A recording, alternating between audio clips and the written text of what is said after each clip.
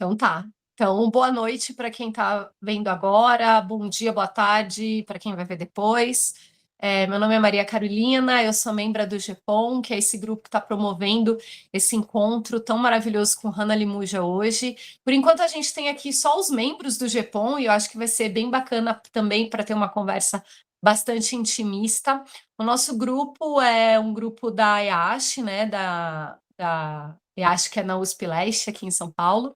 E a gente trabalha, então, pesquisa, né, um grupo de estudos em pesquisa, memória e história oral. Então, obviamente, a gente vai falar sobre história oral, memória, construção, mas eu acho que vale muito a pena também pensar modos outros de fazer ciência, modos outros de encontrar outros grupos e aprender com outros grupos. E desde que eu tive contato com o texto da Hannah, já participei de uma mediação com ela, e aí tô brincando, né? Que eu fico espalhando a palavra da Hannah por aí, e acho então que vale a pena a gente poder falar sobre isso. Eu acho que as pessoas que estão aqui vão se apresentar, mas eu queria, antes de mais nada, apresentar a Hannah, né, de quem eu já sou fã faz um tempo, aliás, né, faz um tempo mesmo que a gente se conhece, que bom.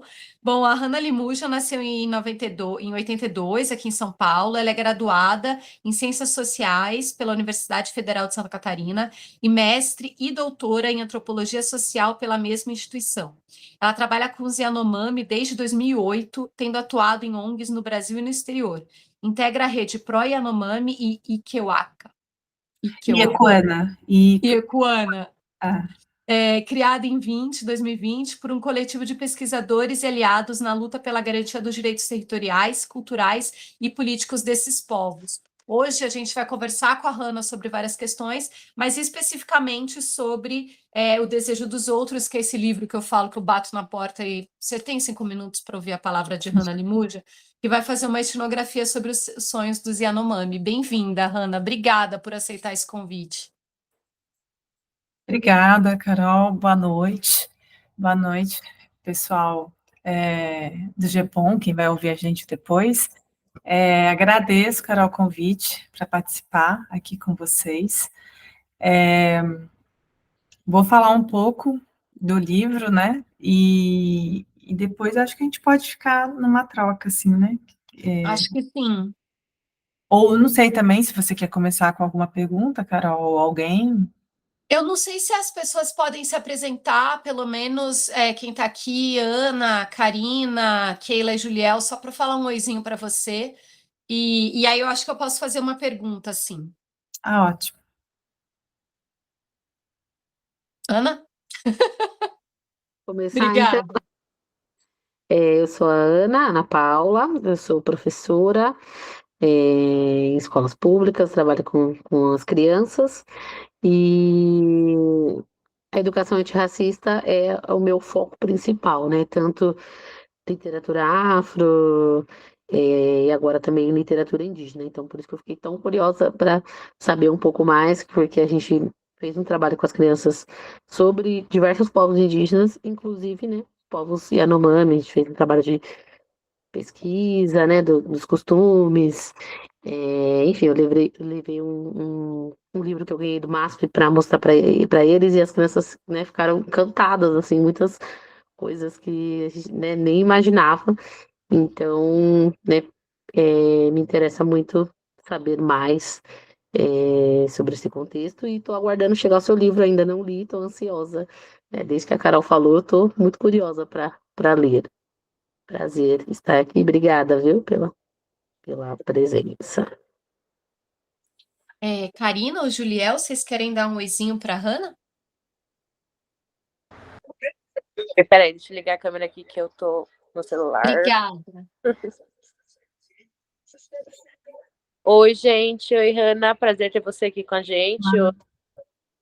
Meu nome é Karina, eu tô no mestrado, eu sou educadora social, servidora pública também. Minha pesquisa é sobre como a mídia não hegemônica contribuiu na construção da identidade dos jovens negros pagodeiros periféricos da década de 90. Assim como a Ana, estou esperando seu livro chegar, já comprei, mas ainda não li, e estou muito ansiosa para essa conversa.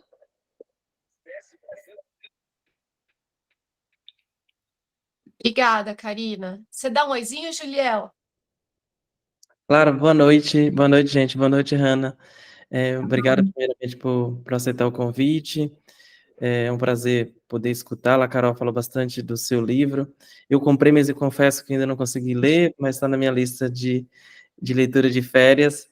Eu sou estudante do primeiro ano do mestrado em Mudança Social e Participação Política, e minha pesquisa, meu projeto de pesquisa é sobre a experiência dos professores negros nos cursos de turismo. Então, essa é a minha pesquisa, estamos ansiosos para escutá-la. Obrigado.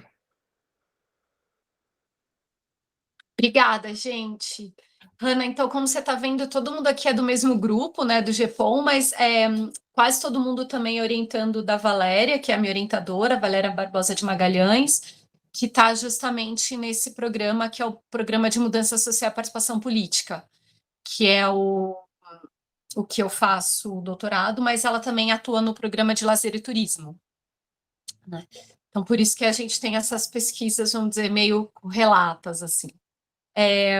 Eu vou começar, então, já que a gente está falando aqui especificamente com gente que é da academia, né, com estudantes, com quem está fazendo mestrado e doutorado, eu queria perguntar justamente isso, assim, o subtítulo do seu livro é Uma Etnografia dos Sonhos Yanomami, né? E você vai falando aqui como que foi feita essa pesquisa, como que foi feito eu não vou nem chamar de coleta de dados, né? Porque foi mais do que isso, foi de verdade uma imersão de muitos anos, inclusive, nesse povo, nessa cultura.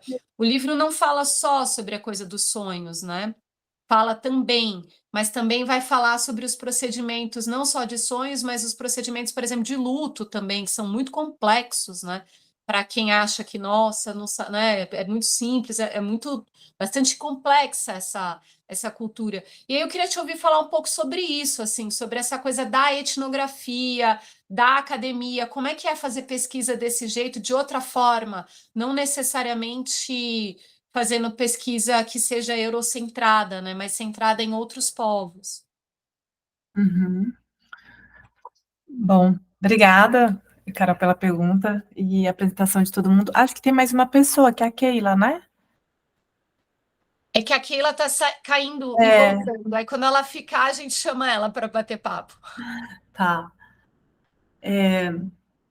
Bom, então, interessante essa pergunta, porque, na verdade, como você falou, né, antes de fazer o doutorado, na verdade, eu nem sabia se eu ia continuar fazer, né, o trabalho ainda na academia, porque eu me formei em Ciências Sociais, depois fiz um mestrado em Antropologia em Florianópolis, né, na Federal de Santa Catarina, e já trabalhava com a questão indígena, com os Caingangue, com os Guarani, do oeste de Santa Catarina, com tema de infância e de educação escolar indígena. E quando eu saí, eu estava muito...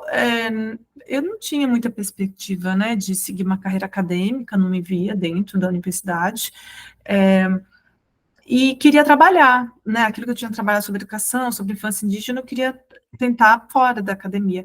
Mas aí eu acho que tem questões que entram quando a gente se forma, né, num curso de humanas, que a gente termina uma graduação e o que a gente vai fazer, né? Ainda mais se você termina um bacharelado, porque licenciatura você ainda vai dar aula, né? Você faz um concurso, enfim.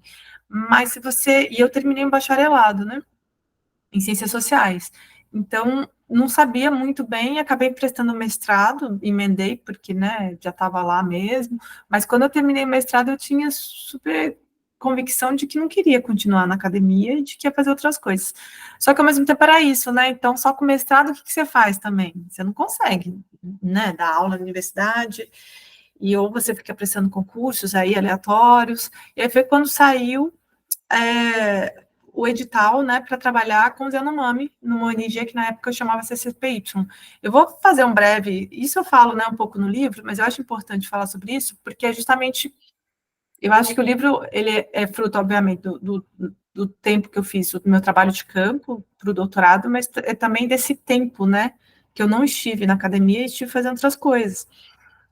Então, saio o edital para trabalhar na formação de professores Yanomami, numa ONG que chamava CCPY, né, que é a Comissão Pro Yanomami, que foi criado na década de 70 para pensar a demarcação da terra Yanomami, né, numa demarcação contínua, porque na época se pensava em demarcar por ilhas, né, era um projeto da ditadura também, enfim, que existe até hoje, né, falam no desmembramento, né, ou demarcar em ilhas, que é uma maneira de você tirar, né, ilhar e também, ao mesmo tempo, fazer os projetos econômicos que não são dos interesses desses povos indígenas. Mas o fato é que, nesse processo, eu fui trabalhar num curso de formação de professores Yanomami. E aí foi a primeira vez que eu tive contato. E foi a primeira vez também que começa a surgir essa questão dos sonhos, né, de sonhar, porque a gente passava uma temporada nas comunidades, né, acompanhando as escolas, de 1 a 2 meses, e depois na cidade, para a formação desses professores. E eu tinha meio que decidido que eu só voltaria mesmo para a academia se eu tivesse um tema que me interessava. Então, surgiu essa coisa dos sonhos, e, por outro lado, não se falava muito sobre sonhos na literatura. Então, eu lembro que na época bate uma insegurança, né, porque o Yanomami é um povo que foi muito estudado, assim, por antropólogos como o Bruce Albert, né, que é o coautor da Queda do Céu, que é o livro, a autobiografia do David Copenaua, que é essa liderança, esse xamã, né, que a gente conhece, Yanomami. E aí, o Lisot, que é um antropólogo que trabalhou com os Yanomami do lado da Venezuela durante muito tempo, fez um campo, né, de 25 anos. Então, assim, tinha muita coisa escrita sobre os Yanomami e poucas referências aos sonhos. Então, eu também tinha essa incerteza do tipo, será que realmente é interessante? É algo para se estudar? Porque ninguém falou sobre isso. Ao mesmo tempo, os Yanomami falavam sobre isso o tempo todo.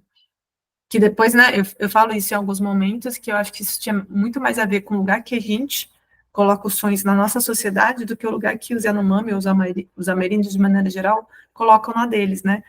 Aquilo que a gente só dá importância porque para a gente é importante, num certo sentido. E aí é quando, em 2010, sai A Queda do Céu, né, que é esse livro que eu mencionei, que é a autobiografia do Davi Copenaua, que eu super recomendo, que vocês, não sei se leram, mas que leiam, o pessoal do grupo, porque vou até pegar aqui, eu acho é uma referência fundamental, não só para o estudo, né, do Yanomami, para entender o contexto do Yanomami, mas porque, de fato, é um livro, é um desses livros clássicos, sabe, que você sempre volta a ler. É uma leitura do Davi, do processo dele, né, da percepção, mas é uma profecia dos brancos também, né, a questão de falar da iniciação xamânica dele, depois do contato com os brancos, e aí, no terceiro momento, né, quando ele percebe a invasão na terra Yanomami, e aí ele parte, né, com o auxílio de várias pessoas, na época, entre elas a Cláudia Nujá, o Carlos Aquino, o Bruce Albert, numa campanha internacional para a demarcação da terra Yanomami, né, então ele fala sobre tudo isso. E é um livro muito importante. Quando ele sai em 2010, né, ele é lançado primeiramente em francês, é que eu vejo que tem várias menções ao tema dos sonhos, que aí eu acho que não dá, não sei se dá para ver, mas essas notinhas em azul são tudo sonhos, ó, quase uma, né, uma notinha por página. E aí eu percebi que é o Davi narrando em primeira pessoa, né, essa autobiografia. Então, se ele, que é a Yanomami, né, falando sobre sonhos, era o que eu precisava para poder, enfim, ir adiante. Então, entre o mestrado, aí eu volto para a academia, mas entre o mestrado e o doutorado, se passam 7 anos, né, que eu estou nesse processo trabalhando com os Yanomami, direto ou indiretamente, em ONGs, e aí é quando eu volto, é que eu vou justamente fazer as disciplinas e passar uma temporada só no mesmo lugar, que é o Biaú, né, que é onde acontece a pesquisa, fico 11 meses lá, e aí aprofundo na língua e passo a conhecer melhor, né, esse contexto do mundo onírico, que aí depois, né, e tem os desdobramentos que ele vai muito para além da questão dos sonhos, né, ele tem a ver com várias outras esferas e dinâmicas da vida Yanomami.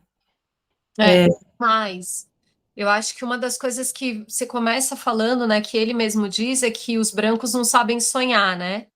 que ele sonhou apenas consigo, estou na página 51, para quem está com o livro, sonham apenas consigo mesmos e que, em última análise, são equivalentes no pensamento Yanomami, pois o sonho que realmente importa é aquele que é motivado pelos outros, né? Então, acho que uma das coisas mais bonitas, logo no começo do livro, é entender isso, que quando você sonha com alguém, a gente tem muito essa ideia de que a gente que está com saudade dessa pessoa, né? E por isso que eu estou sonhando com ela. E é quase o contrário, né? Essa pessoa que está me chamando, o desejo do outro, né? De me encontrar, de conversar comigo, é ela que está sentindo a minha falta quase disso e me chama num sonho, né? Isso eu achei super perfeito, assim. E mais do que isso, acho que é bom a gente ressaltar também. Claro, a gente quer que todo mundo leia, né, o livro. Mas uma das coisas muito importantes também é esse procedimento. Queria ouvir você te ouvir falar um pouco sobre isso, dessa coisa de você acordar e todo mundo em grupo ouvir sobre esses sonhos, conversar sobre esses sonhos. Porque, né, o homem branco tem essa ideia, né? Os não indígenas têm essa ideia, né? Ah, você sonhou com uma coisa, não conta. Não conta, porque aí não vai dar certo, não vai acontecer. E é quase o contrário, né? Conta se você quer que aconteça, e se você não quer que aconteça, conta também, porque aí as pessoas vão te ajudar a trabalhar o que esse sonho falou, né? Não, então, essa é a razão, né, do título do livro, que é justamente esse, e que aí eu acho que se desdobra em vários outros níveis, né, do lugar que o outro tem no pensamento, né, não só Yanomami, mas no pensamento ameríndio. Então, os sonhos são motivados pelos outros, né, que é o que eles falavam, se eu sonho com você, não sou eu que estou pensando em você, mas você, né, Maria Carolina, que está com saudade de mim e faz com que eu sonhe com você. E aí eu faço também referência aos sonhos que o Davi comenta, sobre quando ele era criança, e há outras histórias, né, dessas, outros relatos, de que quando sonhava com Chapiribe, os Chapiribe são os espíritos auxiliares, né, dos xamãs. São os xamãs, eles aparecem nos sonhos, mas eles aparecem nos sonhos porque eles querem que as pessoas se tornem xamãs, né? Então, e aí as pessoas começam a sonhar. Ou o sonho com os mortos, né? Que causa muita nostalgia, o tema do luto, de que quando se morre, né? Os Yanomami vão para um patamar que chama Hutumose. Mas antes de passar para esse patamar, o corpo passa por vários processos, né? Assim. E aí, não sei se a gente fala mais para frente, mas tem essa questão rapidamente da imagem que está dentro do corpo, o Beiutuba, e que quando sonha, essa imagem vai viver essas coisas no tempo do sonho. Né? Quando a pessoa morre, aí depois essa imagem volta para o corpo e a pessoa acorda. E aí tem esse momento da fala, né? Que aí eu até falo em algum momento que o sonho ele só existe porque ele pode ser socializado. Porque enquanto ele não é contado, ele só existe como nesse estado latente, né? Ou seja, você precisa tanto da validação do outro, né? Então, esse outro é importante também nesse sentido, não só porque ele motiva o seu sonho, mas porque ele vai também dar essa validação, né? Então, não tem, na verdade, esse momento específico em que as pessoas sentam, vamos contar nossos sonhos. Mas tem, tipo, a pessoa acordar e conta para a pessoa do lado, para o marido, para a esposa, para quem estiver do lado na rede, você vai contar, eu sonhei com isso. E aí a pessoa fala, nossa, isso é cobra. Então, não é para sair de casa. Quando o sonho afeta a comunidade, e aí, né, a pessoas, né, sente essa questão de falar no meio da casa coletiva, né, e aí ela conta para todos, que é nesse momento que a gente chama de Hereamu, que é esse discurso que você faz para toda a casa, né, toda a comunidade, é um discurso, né, comunitário, que pode versar sobre várias coisas, não é especificamente para falar sobre sonhos, mas quando você quer compartilhar esse seu espaço, e aí você vai falar nele, tem inimigos perto da casa, então todo mundo fica, ou Tabarasica, né, Tabarasica é um ser mitológico que fica nos rios e tal, então as pessoas não chegam perto, não saem de casa, quer dizer, diz respeito aos outros, o sonho, porque não só porque o que eu sonho não é motivado por mim, mas por outro, mas também porque aquilo que eu sonho afeta os outros. né? E uma maneira de você falar, de você validar esse sonho é você socializar. Então, assim, você precisa do outro o tempo todo para que esse sonho se realize, né? Ou não se realize. E aí, retomando essa frase que você falou do Davi, né? Que o Davi, ele sempre faz esse contraponto. Os brancos não sabem sonhar. Ou eles dormem como jabutis, ou dormem como machados deitados no chão, ou sonham só com as suas coisas. Eles sonham só com suas mercadorias, com seus aviões, com seus carros. Eles não são... E é por isso que eles não vêm à floresta. Quer dizer, então, para um povo, né, que é o povo da mercadoria, que é como o Davi chama, que só sonha consigo mesmo, como é possível ele poder enxergar o mundo, ou aquilo que não está nessa dimensão, né, mais próxima, seja da vigília ou do sonho? Porque isso está no livro, né? Os xamãs são aqueles que vão mais longe nos sonhos, né? Porque eles vão entre patamares, eles encontram esses seres, eles têm mais segurança nesse mundo dos sonhos, né? Nesse tempo dos sonhos, do que as pessoas que não são xamãs. Mas, ao mesmo tempo, as pessoas que não são xamãs, elas têm essa capacidade de poder ir mais longe através do sonho. E esse é um pouco um contraponto, né? Como é que a gente consegue ir mais longe, ou ver o outro, ou ver que esse céu que está sobre nossas cabeças né, sob esse céu também existem outros, né, e que tudo tem uma certa interdependência, assim. A gente não vê, que é a outra expressão que o Davi fala, ele fala, bom, os brancos, eles são muitos, né, eles acham que eles não morrem, porque é como se, na verdade, a gente, né, o povo da mercadoria, fosse, na verdade, achasse que eu fosse imortal. Então, tipo assim, por que que você vai, sabe, cuidar da floresta, ou por que que você vai pensar no fim do mundo se você não morre, né? Se você acha que você está acima disso. Não, isso faz todo sentido, né? Agora, com essas discussões que as pessoas estão tendo de, nossa, agora o mundo está acabando, agora não sei o quê, ó, a natureza, tal. De fato, as pessoas estão falando isso desde sempre, né? O próprio Krenak, né, que tem muitos livros publicados nesse sentido, e dizendo, cara, o fim é esse mesmo. Agora, o que que a gente pode fazer depois do fim, né? Como que a gente pode, porque já está aí, é iminente, mas o que que a gente pode fazer depois disso? Que ainda é possível fazer alguma coisa. Eu acho muito bonito, assim, todas essas referências do Schopenhauer, né? E também as referências das pessoas que você encontrou que não são necessárias. Você não conversou só com o Schopenhauer, né? Você conversou com as pessoas que estavam lá nessa comunidade. Então, como que tem essa ideia, de fato, de comunidade, de que eu preciso do outro para sobreviver e que esse outro não necessariamente é uma pessoa, né? Que eu também preciso desse outro entidade, para sobreviver. Isso lembra demais também algumas práticas e alguns conceitos dos povos da diáspora africana, né? Dos povos de África. Eu acho que é importante também, acho que a gente falar disso, né? Como esses povos que trazem essas tecnologias e esses pensamentos ancestrais estão muito ligados nessa ideia mesma do coletivo, né, Hanna? Então, é porque é justamente, né, primeiro essa percepção, eu acho que a própria ideia de que, tipo, todo mundo sonha, tudo que existe sonha, ou seja, Ah, né, por eles isso nunca me também, né? falaram, os Yanomami sonham só, os cachorros sonham, tudo que existe sonha, sabe, todos os animais sonham, tudo tem uma imagem, o Beituba, né, eles não falam, bom, o Beituba é um atributo específico de quem é Yanomami, sabe, não, todos têm o tuba, coisas, objetos têm o tuba, né, tem imagem, essas imagens, elas aparecem, elas podem ser vistas ou pelos xamãs que vêm, né, estão sempre mais no modo de imagem do que de matéria,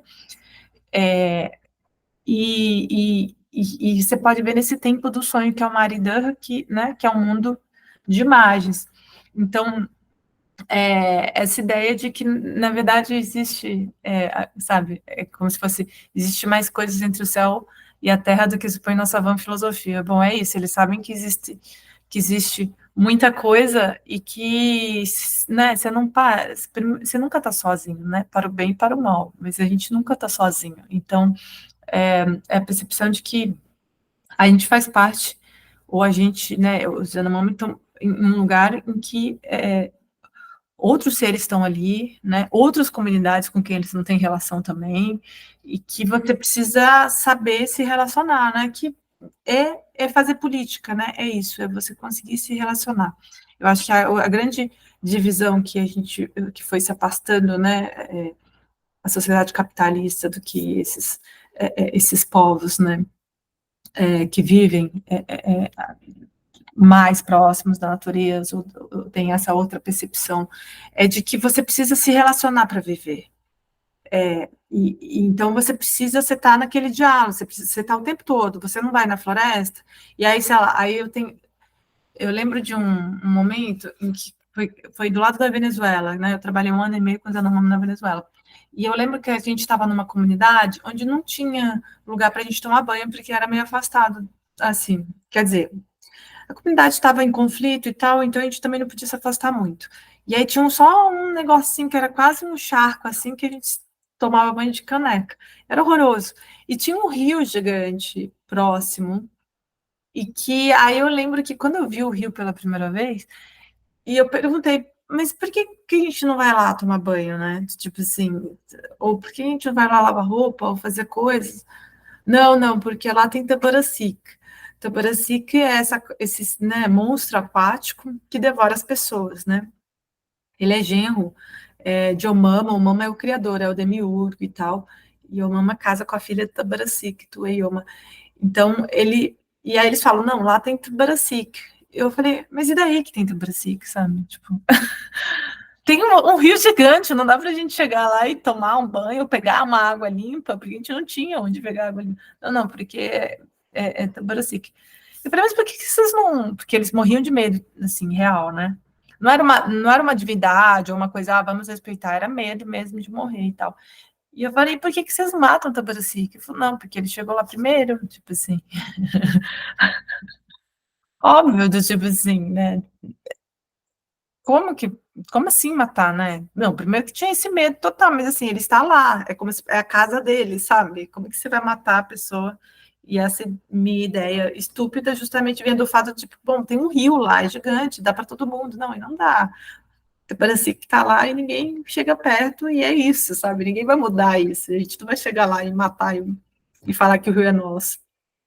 Então, acho que essa ideia, sabe, dos lugares, dos seres, e dessa percepção, na verdade, do mundo como feito dessas alteridades, né? A alteridade que não é necessariamente algo tranquilo, né? Nunca é. Mas aí você tem essa posição da política, que é saber se relacionar. Você precisa se relacionar para você viver no mundo, né? Quando você para de se relacionar, você começa a atropelar esses processos. Não, e essa coisa desse respeito mesmo, né? Como a Ana tá falando, de uma coisa assim, não é simplesmente chegar lá e falar assim, não, tudo bem, ele tá lá, então a gente vai só numa bandinha do rio, não precisa entrar na parte que ele tá, né? Vamos só desse ladinho aqui que não vai incomodar, não é isso, né? Não, é outra forma de enxergar, de fato, essas relações e de enxergar esses seres, essas entidades, né?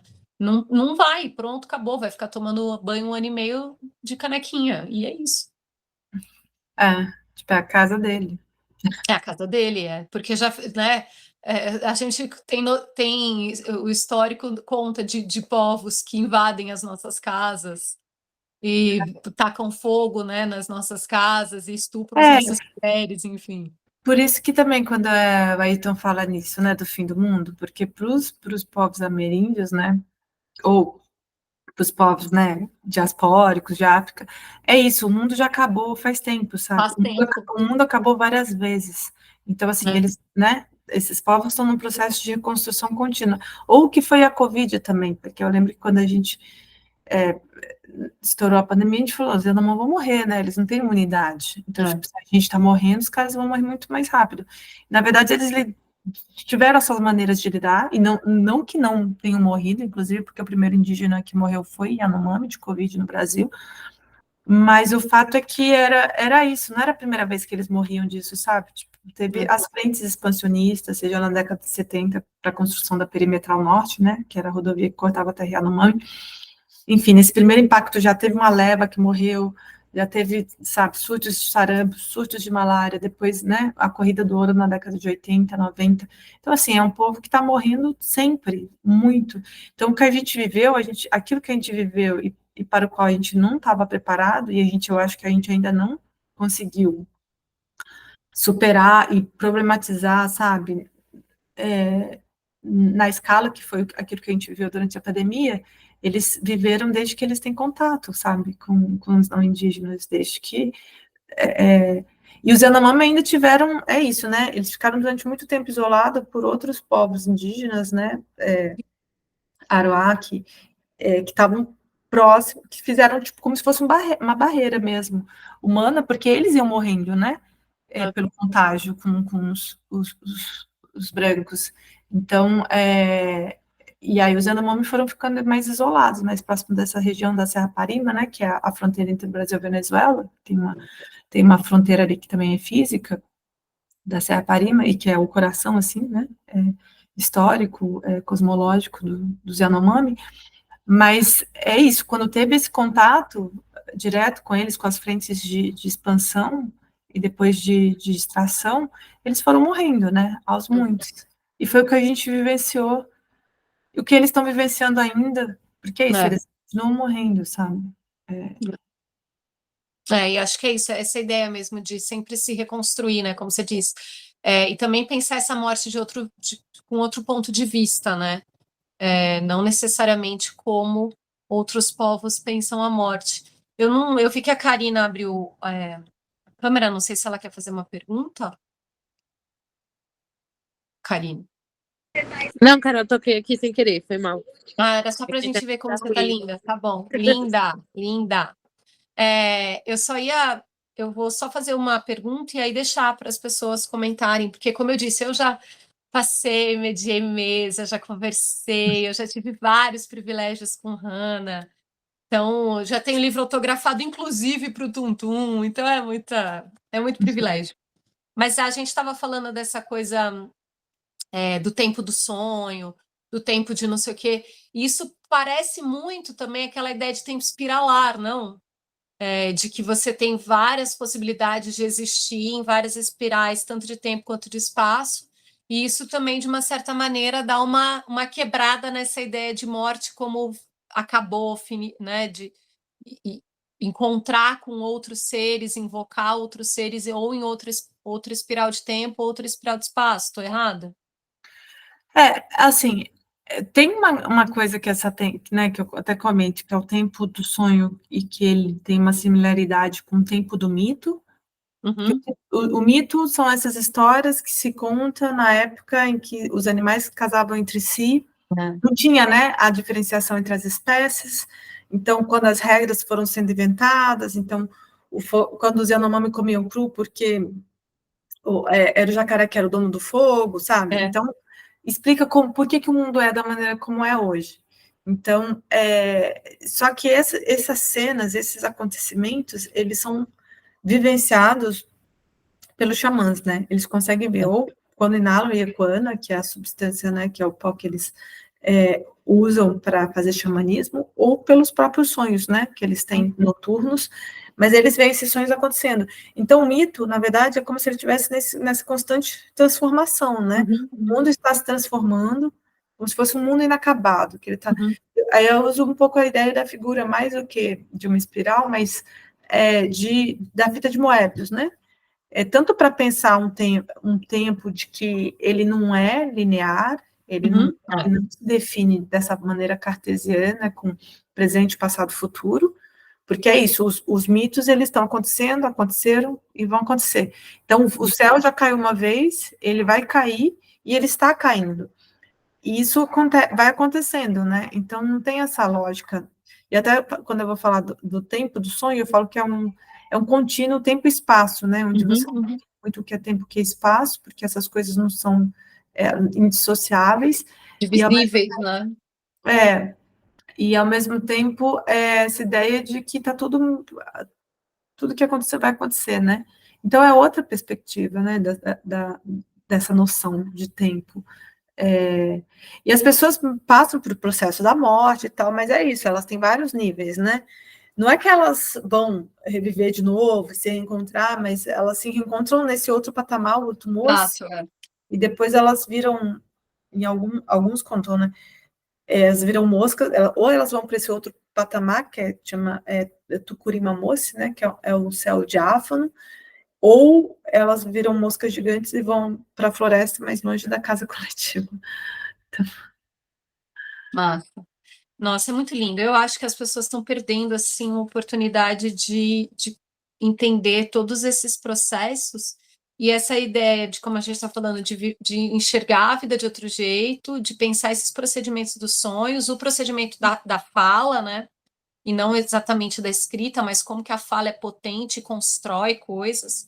E também esses procedimentos do luto, né? Que, nossa, muito detalhado, né? Cada hora uma coisa, o que que precisa fazer, como que faz, como que termina essa parte para que ela possa ir para esse outro lugar, né? E também que é fruto de um trabalho coletivo, né? Tudo, né? Tudo.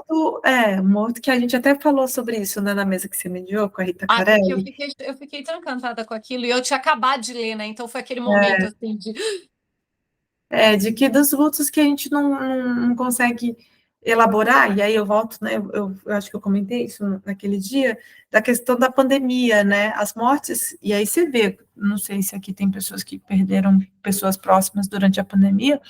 eu perdi, né? Então, pois é. E é difícil, né, para quem não pôde, por exemplo, chorar ou ter esse momento, sabe, de poder se despedir, porque é isso, né, para os Yanomami, você tem um momento do choro coletivo, você tem todo o ritual funerário, que precisa de toda a comunidade para fazer.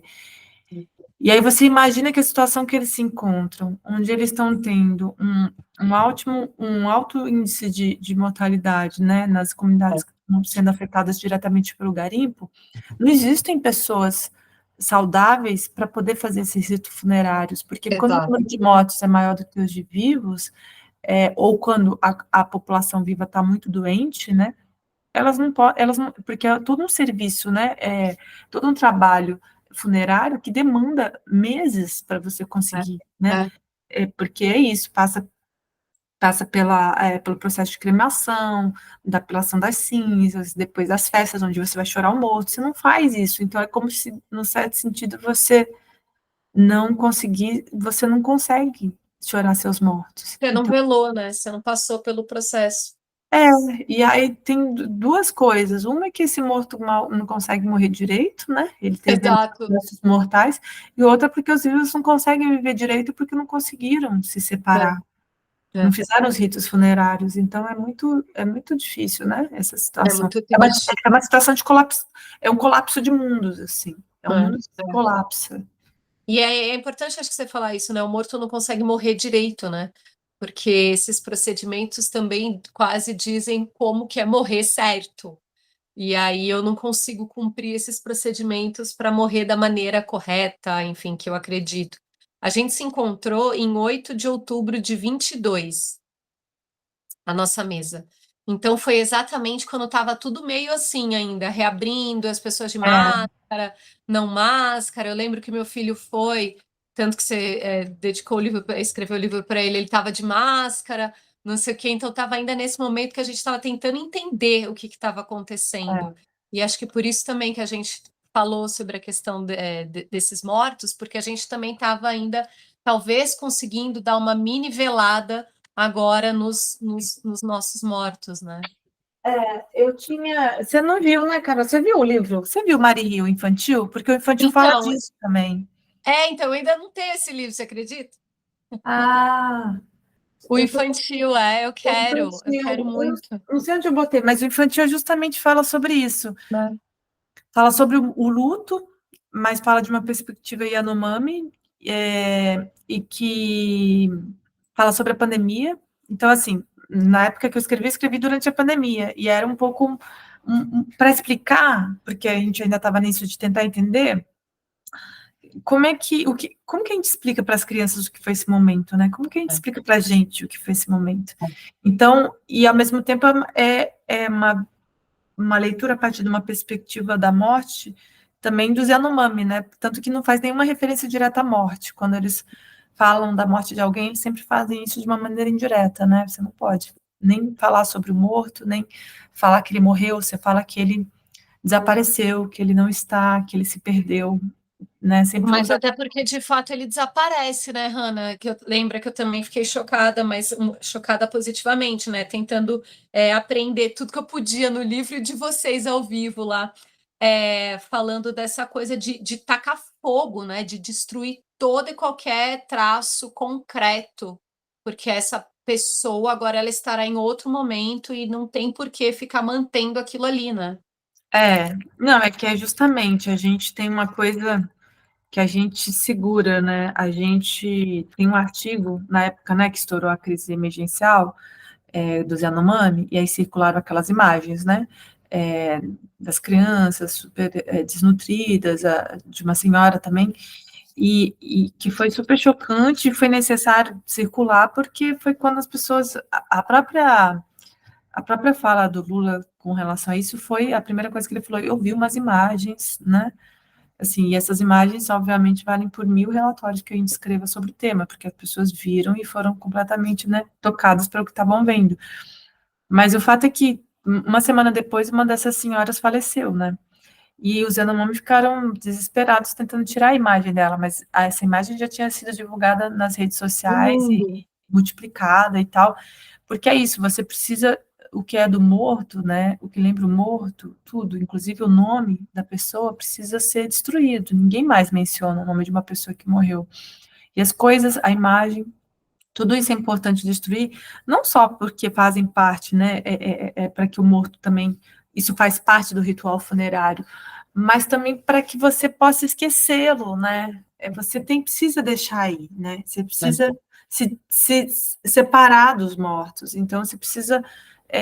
E aí, os sonhos com os mortos cria tanta nostalgia, porque é isso. Ou esses sonhos acontecem em alguns momentos, né? Seja porque a pessoa que está sonhando também está doente, então é como se ela estivesse nesse processo de virar outro, né? No caso, o outro é o morto, ou porque essa pessoa que morreu faz pouco tempo e ainda não foram feitos, né, os ritos funerários, e essa pessoa está ali, e aí você precisa fazer para que ela possa, de fato, ir para o outro patamar. Né? E isso gera uma nostalgia gigante, porque a pessoa fica pensando, ela acorda com pensamento triste, com pensamento nostálgico. Então, assim, você precisa fazer esses ritos para que esses sonhos parem, né, de acontecer. Porque é a maneira como o morto tem de se aproximar do vivo. E aí isso tem a ver com essa questão do sentimento mesmo, né? Quando você vê o morto, você relembra essa dor e a tristeza e a saudade. E aí eu lembro, na época, a Eliane Brum pediu para escrever um artigo para a Suma Uma, que falava sobre isso, a imagem, né? Como é que você faz, então? Porque para a gente poder, a gente quer que quando a gente morra as pessoas falem da gente, né? Tipo assim, Claro, aliás, tem muitas culturas que vão dizer que você não morre justamente porque você é lembrado o tempo todo. exato. Ou seja, a gente quer ser imortal. É. A gente quer que a gente, tipo, uma existência que valeu a pena foi de alguém que morreu e seus feitos, seu nome ficou, né, para sempre aí, e as pessoas vão lembrar. A gente fala muito também dos mexicanos, né, dos altares, com as fotos, com as coisas que os mortos gostavam, para isso, para ele não morrer, né, para ele estar lá o tempo todo. Ele tá, mas aí é justamente o contrário, por isso o nome não, sabe, para que a vida, e não é que, não gosto, tipo, o que se faz no Orear, o preparo que se tem para fazer essas festas é uma coisa, sabe, fora do, assim, é super difícil de entender, porque é algo que mobiliza não uma, porque é um ritual intercomunitário, mas Eu várias via comunidades muita gente. com as quais o morto tinha relação. Quando é uma pessoa que era muito importante na comunidade, um velho, você destrói uma casa inteira, porque por todos os lugares esse velho passou, tocou, e sabe, a casa é um pouco né, como se fosse a extensão dessa pessoa. Então, é todo um trabalho que é justamente para não, né, para que você dê os devidos trato para essa pessoa que morreu. Ela vai ser lembrada, porque aí tem um momento, que aí que a gente até comentou naquele dia lá, que é o do choro coletivo, né? O morto, a gente não chora sozinho, a gente chora junto. Então, que aí eu até lembrei, né, daquela expressão que tem de tipo, para criar uma criança é preciso uma aldeia, mas para chorar o morto também, né? Você não Também, chora sozinha. Isso é muito lindo. Mas é isso, mas é difícil, né? Acho que entrar nessa sem estar desse lado de cá, né? É difícil você entrar nessa de falar assim, como assim eu não vou mais falar, eu não vou mais lembrar, não vou ter mais nada, né? Porque é isso, parece que acabou, e como se isso fosse algo negativo, né? No final das contas, é quase o inverso, né? Falar assim, não, isso é ótimo, tomara que isso aconteça para que ele siga seu caminho e você siga o seu, né? Cada um consiga É. viver o Não, que e tem que viver agora. o ritual funerário é isso também, dependendo da pessoa, do número de cabaças que tem com as cinzas do morto, é um ritual que dura anos. Então, durante esse processo, você vai lembrar do morto, você falar o nome, né? Mas você vai falar, as mulheres choram falando como que eles, o meu cunhado, como ele era valente, ou como ele caçava e me trazia carne. Você vai exaltar todas as qualidades do morto. Isso vai ser feito nos momentos, né? Certos. Aí depois, só depois de um tempo, quando acaba essas cinzas, quando se enterra as cinzas, é que aí ninguém mais vai falar. Aí acabou. E aí ele foi para um lugar e você segue o seu, ele segue a dele, segue. você segue a sua. Eu estava muito pensando nisso na época, eu já tinha lido, mas agora ainda mais, porque estou trabalhando com ela em vários cursos de leitura, enfim, sempre pensando essa coisa dos povos de África, né, por razões óbvias, que são as pessoas que eu estudo, e aí pensando a Scholastic, né, Mukasonga, que vai fazer todas essas obras e que vai escrever e que vai fazer isso tudo porque eu preciso velar os meus mortos. Como eu não tenho como velar os meus mortos, eu vou construir uma mortalha de papel. Então a mulher escreve para que é uma mortalha para esses mortos que ela não conseguiu velar, né? Então, como são também são muito fortes, né, esses rituais, dependendo de cada cultura, para lidar com essa situação, né? Pessoas, eu vou deixar vocês falarem, porque eu já falei demais e a Hannah falou, isso, levanta a mão, assim que eu gosto. Eu vou desligar até meu microfone. Bom, vou tentar fazer várias perguntas de uma vez para, né, ficar mais fácil. Você falou, né, das imagens que circularam, né, e muitos alunos viram essas imagens no WhatsApp, essas imagens rodaram assim para todos os lugares, chocou muito, né? E então eu queria saber como que tá agora, né? Vamos dizer assim, com essa mobilização, com a, né, ajuda humanitária, né? Como que tá pós-crise, ou eles ainda estão com, né, muitas dificuldades. Queria saber também se houve alguma melhora por a gente ter, né, uma ministra, né, indígena de fato, né, olhando e cuidando, né, de uma forma macro, né, mas ter aí, né, um certo olhar para essa população. Queria saber das divisões, né, porque pelo que a gente estava, né, estudando, né, com os alunos, eles têm uma divisão mais ou menos de 4 grupos, e até de línguas, né? Então, eu queria saber como que é a relação entre esses grupos, né? Se eles, como que é a relação, né? Mesmo entre eles, né? Porque cada um vive pelo que a gente viu, né? Nos mapas, cada um vive eles vivem próximos, mas não todo mundo junto, né? E é um dos grupos que tem mais representação, né? Do Brasil, né? Assim, tem em torno de 30 mil, não sei se é isso mesmo, né? Mas tem muitos, né? Muitos, e a Yanomami ainda resiste, né? E aí, você falando, eu fui lembrando do enredo do Salgueiro do ano passado, desse ano, né? Desse ano, né? Que fazia exatamente uma homenagem, né? Pro Davi, né? Pro Penal, aí, para toda essa questão, né? Mesmo que a gente tá vendo aí, né? Com todas essas tragédias, né? E aí, nesse enredo, até levei para a escola esse enredo, né? Porque ele fala, né, que ele teve que aprender a língua do opressor, né, para provar, né, que penar também é dor, né, para falar de amor, né, e que a luta sem flecha da boca para fora, né? Tem que falar de amor, né? Enquanto a mata chora, né? Então, você foi falando, e eu queria que você falasse também das capas dos seus dois livros, né? Que eu vi aqui também o livro infantil, né? Eu pedi os dois para trabalhar, né, com as crianças, e as capas são muito, né? Tem tudo com, né, toda essa descrição que você falou da questão dos sonhos, que muitas vezes a gente ignora, né? Às vezes a gente tem um sonho e deixa para lá, né? É muito interessante essa cosmologia, essa cosmovisão de valorizar, né, mesmo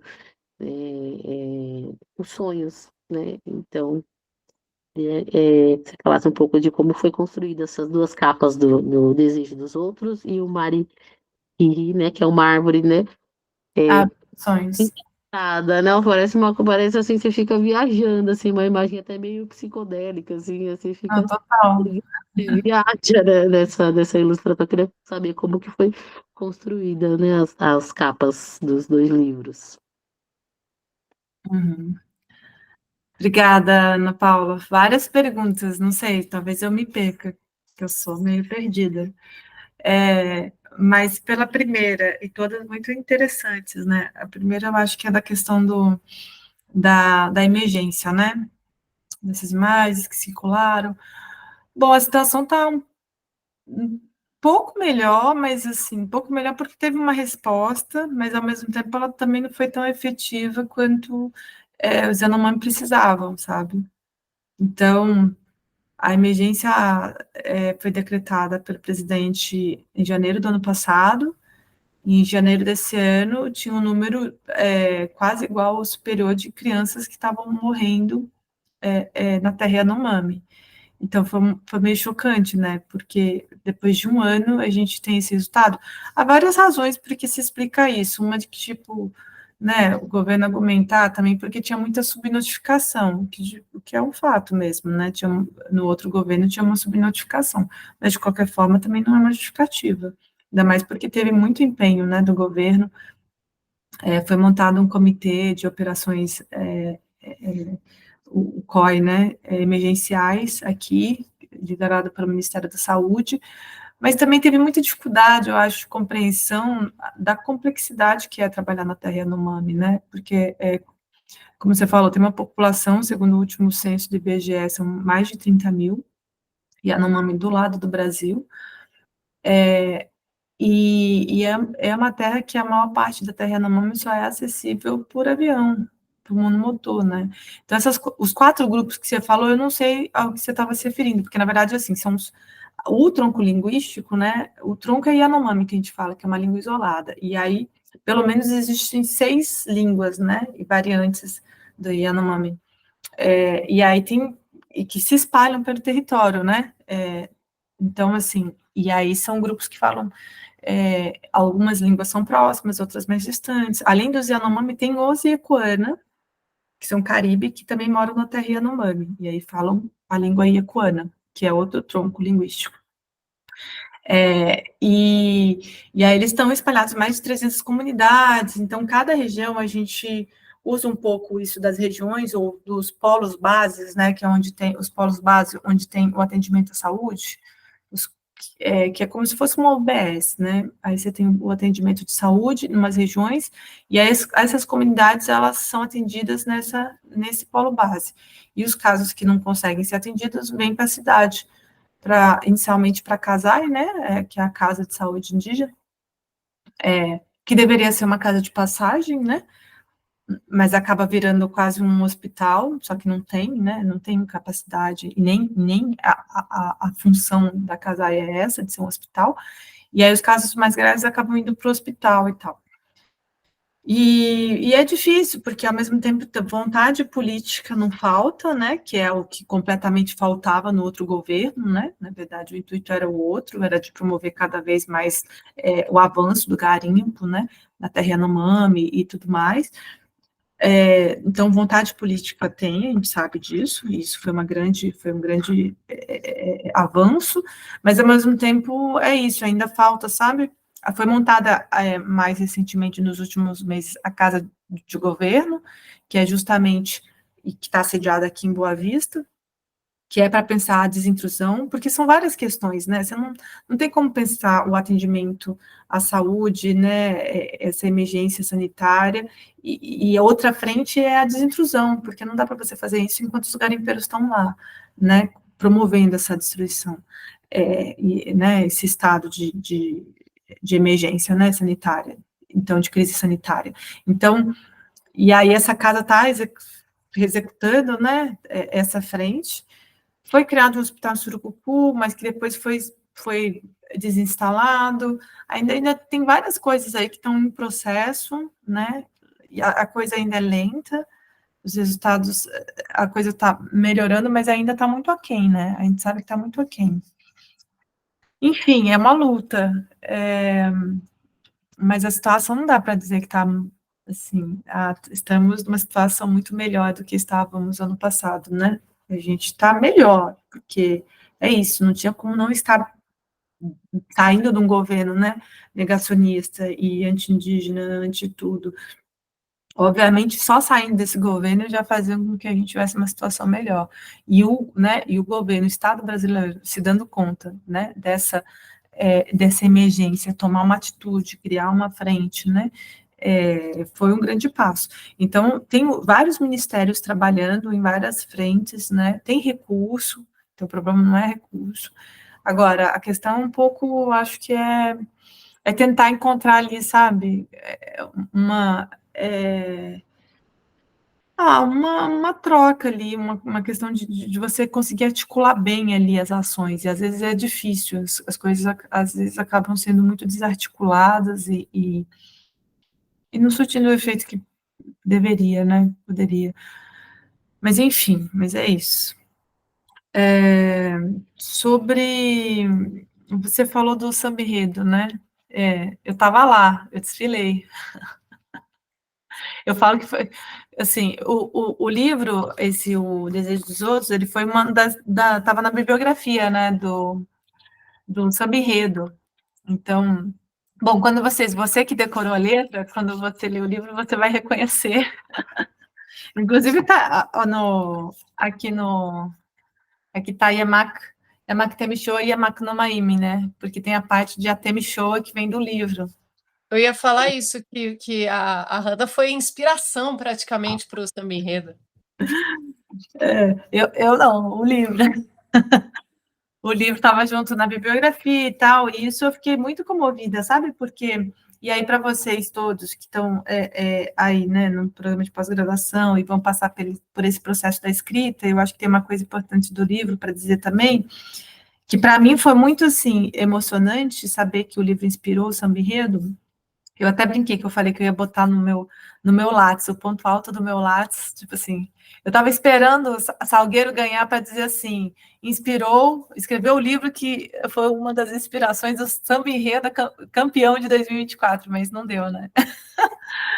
Mas tudo isso para dizer que eu fiquei muito feliz, porque no momento que eu escrevi a tese, eu tinha uma questão que era do tipo, como que você vai falar de sonhos, né, de um povo que, assim, estudaram tudo sobre, mas não foi falado muito sobre sonhos, e de uma maneira que fosse acessível, que fosse bonita, né, que passasse também essa beleza que é desse universo. Como é que você faz isso, né? Então, eu tinha essa preocupação de falar, bom, não queria que a tese virasse algo que só para especialistas, ou só para quem pudesse ler, sabe, os entendidos entenderão. E aí, sim, mas isso eu não fazia a menor ideia de que viraria um livro, mas eu queria que as pessoas que buscassem a tese de qualquer área conseguissem ler e entender o que eu estava falando, o que eu consegui entender do tanto de coisa que os alunos me falaram, né? Eu só consegui entender uma parte, mas aquilo que eu entendi, como que você consegue transformar isso de alguma forma que outras pessoas possam entender. Pessoas que nunca tiveram contato, né, com os alunos. Aí, quando o livro, a tese é de 2019, aí quando o livro sai em 2022, e aí história, né? E foi uma surpresa, porque, na verdade, foi muito para além do que a gente imaginava, do que eu imaginava, e eu acho que a UBU também, a minha editora, porque atingiu públicos, assim, imensos, assim, agora eu não sei se está na 6ª ou 7ª edição, mas, assim, foi muito longe. Esse ano vai sair, a gente terminou finalmente, vai sair a tradução para o espanhol, enfim, vão vir outras traduções, Mas o que as pessoas me dizem é isso. Várias pessoas tiveram acesso, várias pessoas que nunca saiu desse ciclo, sabe? Tanto da academia, como da antropologia, ou como né, da parte da etnologia, que é essa parte mais específica da antropologia. E para mim isso foi incrível, porque era como, sabe, tipo, isso faz sentido a gente fazer algo na academia que possa atingir as pessoas, que as pessoas possam entender, né? E então ter virado, né, ter sido uma das inspirações para o Samba Enredo, para mim foi incrível estar na Sapucaí e ouvir as pessoas gritando em Yanomami, sabe, até Michoa. Eu cheguei no Rio de Janeiro e eu lembro que as pessoas cantavam na rua, Yatemi Shoah. E aí até estavam falando que era o Hakuna Matata do momento, era Yatemi Shoah. Porque as pessoas falam, nem sei o que eu estou falando, mas todo mundo cantava. Então era incrível que as pessoas pudessem cantar Yanomami, ou saber quem que é o Davi Copenaua, sabe? E que o livro tenha sido uma inspiração para isso. Então, eu fico muito feliz. Eu falei, gente, que jabuti o quê, né? Quem tá na Sapucaí. E aí, sobre as capas, que aí eu acho que o livro, antes de falar das capas, né? O livro infantil, Ana Paula, você falou que trabalha com crianças, eu falei que foi um pouco para falar para as crianças desses momentos, porque era isso. Não foi só falar do que foi a pandemia, mas viver a pandemia num governo negacionista, sabe? Que eu acho que isso tem outro peso, né? Ou seja, de você ver uma política da morte mesmo, né? Uma necropolítica, assim. Dos mortos que a gente nunca vai poder contar porque morreram sem serem, né? Morreram subnotificados, né? Então, e que a gente sabe que esses mortos estão entre os indígenas, os pretos, os pobres, todos aqueles que não, né? Então, é essa história que ninguém vai contar, né? Só quem viveu ela que vai saber. E aí, por isso... Aí, tanto que quando eu escrevi o livro, a primeira vez, eu ofereci para a primeira editora, eu não tinha nem lançado né, a tese. A pessoa não quis, né? A editora na época não quis, porque falou, não vamos falar de pandemia, não, porque ninguém aguenta mais, sabe? Daqui 10 anos esse livro vai ser interessante, mas agora não, porque... E aí a gente lançou ano passado, e a ideia também era falar sobre as coisas, né, que a gente estava vivendo, um pouco para as crianças, mas era também falar de questões indígenas, de povos indígenas, ou as pessoas saberem que é o Davi Copenaua, as crianças saberem na escola, do tipo, era para, sabe, para que elas não descobrissem isso só, sabe, quando o Davi não estiver mais aqui, ou achar que, porque isso ainda a gente vê muito nas escolas, né, do tipo, dia 19 do índio, a gente faz um cocazinho e fala que os indígenas eram os povos que estavam aqui quando os europeus chegaram, né, nem invadiram quando eles chegaram. Então, e a ideia era falar um pouco, não, eles estão aqui, ó, eles estão aqui hoje, eles estão agora, eles sonham, e a gente precisa aprender com eles e saber disso agora, né, porque eles estão vivos agora.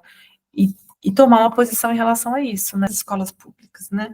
Porque senão não é todo mundo que pode comprar um livro, né, gente? E o livro saiu também nessa edição, que é uma edição de luxo, capa dura, essas cores que são psicodélicas, depois eu descobri, né, porque eu não entendo nada disso, mas me contaram, que são caras, né? Então, sei lá, eu não sei quanto que está vendendo o livro, mas não é qualquer um que pode comprar. E aí eu tive, umas 2 semanas atrás, eu tive a notícia, a UBU falou que ganhou o edital das escolas municipais em São Paulo, então vai entrar nas escolas. Que legal, né? Que esse era o objetivo, porque quando acabou a primeira edição, né? Aí quando acabou, eu até pensei, isso não tem a ver com a editora. Eu mesma pensei, eu falei, agora eles não vão fazer uma segunda edição, porque é um livro infantil, né? Não é o perfil da UBU, eles não publicam livro infantil. Mas aí saiu isso, aí entrou no edital, aí eu falei, nossa, então deu certo, agora deu certo, porque agora as crianças vão ter acesso nas escolas. Enfim, notícia boa, né? As capas.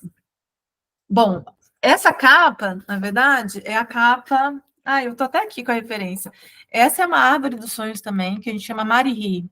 Mari é sonho, e Yanomami ri é árvore, ou, né, é um enunciado nominal que se refere à árvore, galho, esse tipo de coisa. Então, essa árvore, na verdade, foi uma dedicatória que o Davi fez para mim no livro da Queda do Céu, que é esse, né? Ele fez uma dedicatória que faz que tinha no nome, e ele desenhou a árvore para mim. que eu falei, Davi, desenha ali a árvore dos sonhos para mim. Aí ele desenhou, fez uma dedicatória e desenhou. E aí, na época que a gente estava vendo qual que ia ser a capa do livro, ficou uma discussão de não sabia. Aí tem o José Yanomami, que é o artista, né, conhecido, Yanomami. E só que não chegava a uma conclusão.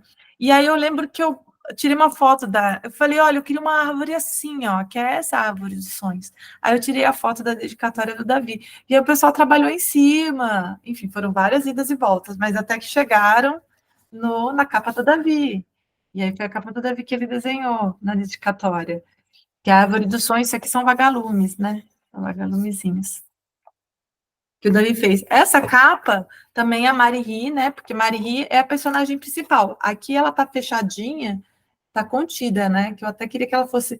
Que eu falei, não, mas a árvore dos sonhos é uma coisa esplêndida e tal, mas ela tá fechadinha. Essa é a proposta do Gustavo Caboclo, que também é um artista wapixana. Aqui ela tá aberta, né? Que é quando ela abre. E a imagem de Mari é muito bonita, que é justamente. É uma árvore que, quando ela desabrocha as flores, ela envia os sonhos para as pessoas. Então, as pessoas sonham porque Mari, que é a árvore dos sonhos, envia os sonhos. Então, para mim, é uma das mais bonitas que tem na mitologia Yanomami.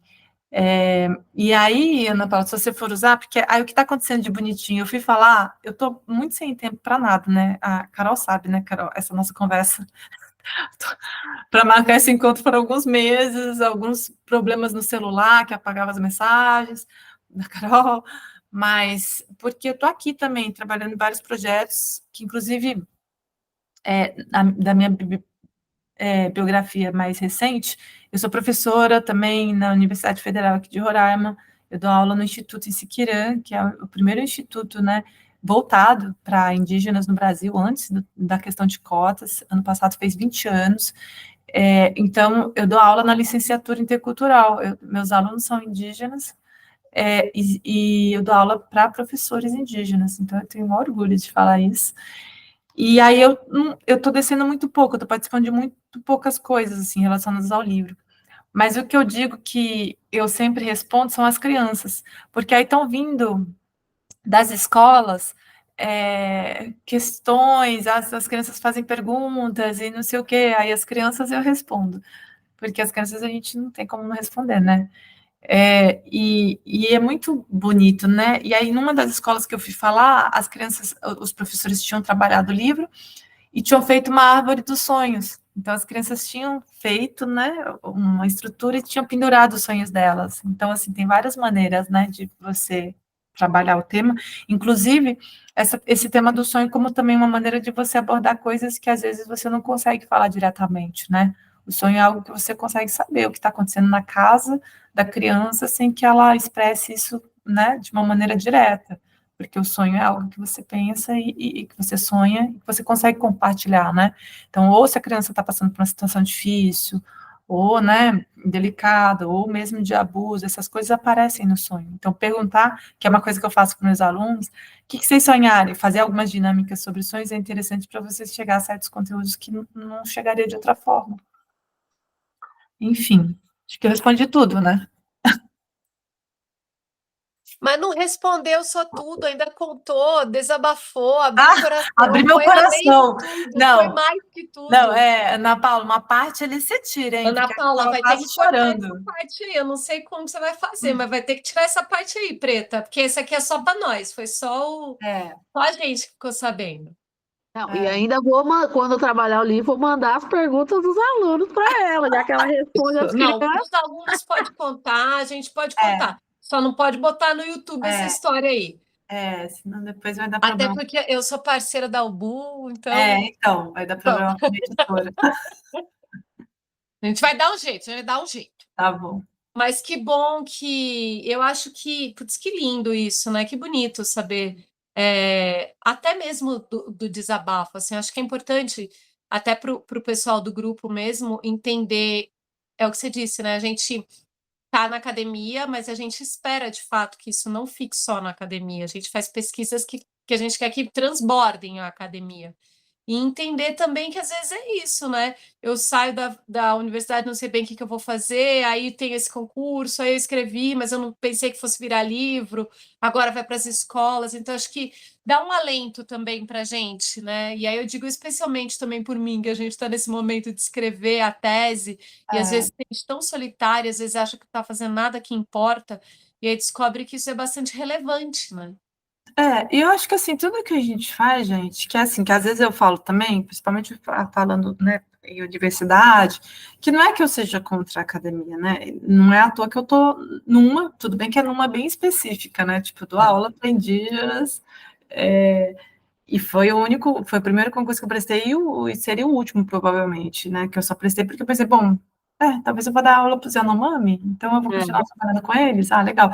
E, na verdade, foi incrível, porque com essa mudança de governo também, os ministérios começam a passar recurso, então eu consigo fazer pesquisa, meus bolsistas são Yanomami, sabe? Eu consigo ter, não só produzir coisas, mas também estar junto com os Yanomami produzindo conhecimento para subsidiar políticas públicas. Então, eu acho que é importante pensar que quando a gente escreve, e aí eu acho que assim, tem uma diferença, porque também, né, Carol, tem essa coisa tem também uma coisa de intelectual não comprometido, né, e que está na academia para fazer carreira acadêmica e também para escrever artigos e publicar em revistas, né, Qualis, então, que nunca foi a minha, né, pegada. Então, eu acho que, e para minha irmã também que está escrevendo agora, ela está louca escrevendo a tese de doutorado dela, uma das coisas que eu falo é que, assim, eu nunca pensei que viraria um livro, muito menos que faria sucesso, mas para mim tinha claro um pouco isso, que eu acho que quando a gente tem também, claro, o que a gente quer, que era, tipo, era o formato, sabe, do tipo assim, olha, eu passei muito tempo em campo e eu não tinha dinheiro para pesquisa, né? Eu fui juntando as bolsas que eu ganhava na época, passava, aí fazia o rancho, voltava, pegava carona nos voos. Então, assim, eu não tive muito tempo para escrever, porque já tinha pedido prorrogação. Então, mas a questão é que, assim, eu tinha que escrever algo que fosse sucinto, que passasse a mensagem, porque a minha ideia é, bom, depois eu vou descrever melhor, transformo isso em artigo, mas agora eu tenho isso, não vai ser mais do que 150 páginas, o que para uma tese é uma coisa, né, meio comum, mas eu vou ter que passar o que eu quero dizer de uma maneira que as pessoas possam entender, sabe? Então, e aí uma coisa que eu falo para minha irmã nesse processo de escrita, porque quando eu vou falar do livro também, né, porque eu não estou falando tanto mais, às vezes as pessoas chegam e falam, por favor, escreva um livro sobre como escrever uma tese, né, tipo, de 150 páginas, e aí, porque é muito doloroso, às vezes, esse processo da escrita, né, e aí o que eu falo para minha irmã, tipo assim, seja honesta, sabe, tipo assim, seja honesta com você, com as pessoas que você acha que vão ler, seja honesta, então, assim, não fique inventando a roda. E você sempre vai ter algo importante para dizer, né? E essa riqueza da etnografia, né? É de que a gente chega lá, vê um contexto e você sempre vai trazer algo novo. Mesmo que seja de um tema que as pessoas já tenham falado, porque é aquele seu momento vivendo, né, com aquilo que você traz. Você só não vai conseguir encontrar coisas, e isso era uma crítica que um dos meus orientadores fazia na época, do tipo, o problema, né, hoje em dia, sei lá, era 7 anos atrás, era de que as pessoas vão para campo e elas têm todo um arsenal teórico pronto, e elas tentam encontrar no campo aquilo que elas têm de teoria. E elas tentam encaixar. Né? Exato, aí você mata qualquer coisa, né? Porque você vai lá e fica tudo meio parecido, porque você tem os mesmos cânones, né? As mesmas. E aí é você meio que abrir mão do que tem mais de rico, né, nesse processo da pesquisa, você vê outras coisas que ninguém viu, ou mesmo que essas pessoas viram, você conta de outra forma, sabe? Então, acho que é mais isso. Não, e é isso, para mim era claro, eu não queria que não queria que a tese fosse genial, sabe? Eu queria que ela fosse bonita, eu tinha isso, não, isso aqui e ela é linda. Porque tem que ser, assim, atingir pelo menos um pouco do que é a beleza dos sonhos Yanomami, sabe? Fazer um pouquinho de jus, assim, tem que tentar passar isso para as pessoas. E eu acho que deu certo, no certo sentido, né? Nossa, mas deu demais. Eu poderia ficar a noite inteira aqui conversando com você, ainda mais porque você está uma hora antes, então você teria mais uma hora para conversar com a gente. Porém, o sistema vai derrubar a gente em breve, não vai, Ana? Já te avisou? Ainda, daqui a pouco ele manda, faltam uns 5 minutos. né? Então eu queria só, Hanna, putz, agradecer mais uma vez. Que prazer é sempre poder conversar contigo, trocar, te ouvir, saber das coisas. Muito obrigada mesmo por a gente não é criança, mas por você ter atendido a gente. Como a gente falou, nossa, tantas intempéries, mas agora deu certo e que venham outros encontros muito frutíferos como esse. Muito obrigada. Eu que agradeço, Carol, por ter retomado o contato, né? A gente falou de outras vezes também, enfim, de falar na gata, não sei o quê. Para mim, enfim, é sempre um prazer conversar com você, conversar com o pessoal. E é isso, né? Quando eu não estiver disponível, é porque eu não estou disponível mesmo, mas quando eu estou, eu fico feliz de poder estar junto, trocando. E aí é isso. Para quem estiver aqui em São Paulo, a Hanna já falou que vai estar na Feira do Livro, que vai ser na outra semana, então dá para encontrar com ela, pedir autógrafo ao vivo do livro e dar beijinhos. E a próxima vez que a Hanna estiver mais para cá, a gente vai encontrar com ela na Gato também para falar sobre o livro infantil e Ah, sobre outras beleza. questões. Então, em breve, novidades, mas primeiro vem para a Feira do Livro para encontrar com ela. Eu te passo, Carol, tá? E certinho, assim, quando for o dia, aí você divulga. Isso, aí vamos em caravana para lá encontrar com ela. Quem ainda não foi, já pede autógrafo, beijo, foto, tudo. Tá bom, brigadão, gente. Obrigada, gente. Obrigada, Ana, pelo apoio Ah, técnico. Obrigada, obrigada. Juliel, Obrigado, Felipe, gente. Boa noite. Karina, Obrigado, Keila Ana. e todo Boa mundo que ficou. Boa noite, gente. Um beijo. Tchau. Tchau.